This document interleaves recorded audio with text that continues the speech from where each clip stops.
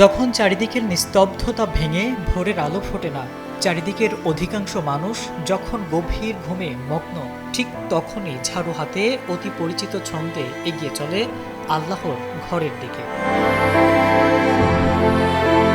কোনো মোহ নেই মাস শেষে মোটা অঙ্কের বেতনের প্রত্যাশা। টানা ৩ যুগেরও বেশি সময় ধরে জামালপুরের ইসলামপুর উপজেলার মকবুল হোসেন প্রমাণ করে দিচ্ছেন, ভালোবাসা আর নিষ্ঠা থাকলে নিঃস্বার্থ সেবাও সম্ভব।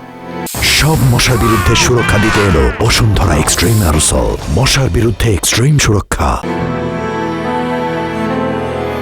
৭২ বছর বয়সী মকবুল হোসেনের জীবনটা হয়তো অন্য 10টা মানুষের মতো হতে পারত।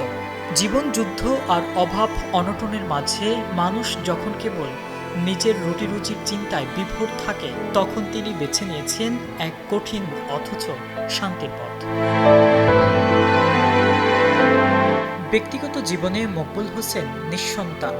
এই আক্ষেপ আর শূন্যতা থেকেই হয়তো তিনি মসজিদের সেবাকে নিজের সন্তানের মতো আগলে রেখেছেন। জারুলতলা এলাকার বাসিন্দাদের কাছে মকবুল হোসেন শুধু একজন খাদেম নন, বরং শ্রদ্ধার এক জীবন্ত প্রতীক। খুব অসহায় একটা ব্যক্তি, তার কোনো সন্তানাদি নাই। সে মসজিদের সাথে সবসময় জড়িত থাকে, 5 ওয়াক্ত নামাজ পড়ে, আজান দেয়, তার কোনো সন্তানাদি নাই।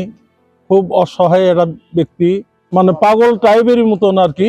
সে আল্লাহ ভক্ত একটা লোক, আল্লাহ ছাড়া কিছু বুঝে না। তিনি অত্যন্ত কষ্টের সাথে জীবনযাপন করলেও এই মসজিদের জন্য সকল মুসল্লিদেরকে, আমি একজন মুসল্লি হিসেবে এই মসজিদের বলতে চাই যে এই মসজিদের যত মানুষ রয়েছে সকলকে প্রতিনিয়ত 5 ওয়াক্ত নামাজের জন্য বারবার ডেকে মসজিদে আনার জন্য ব্যবস্থা করে।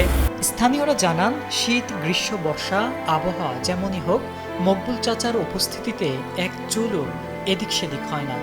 মসজিদের আজান থেকে শুরু করে মুসল্লিদের অজুর পানি প্রস্তুত রাখা পর্যন্ত সব কাজই তিনি করেন হাসি মুখে। এলাকাবাসীর দাবি, এই দীর্ঘ সেবার বিনিময়ে তিনি কোনোদিন কোনো বেতন দাবি করেননি, বরং এলাকাবাসী ও মসজিদ কমিটির পক্ষ থেকে মাঝে মধ্যে যে সামান্য সহায়তা দেওয়া হয় তা দিয়েই অতি কষ্টে সংসার চালান তিনি। 50 বছর হলো খাতেমদারি করি। আমি আহ্বান করি মসজিদে সবাই মিলে নামাজ পড়ি, জালালতলা জামে মসজিদে।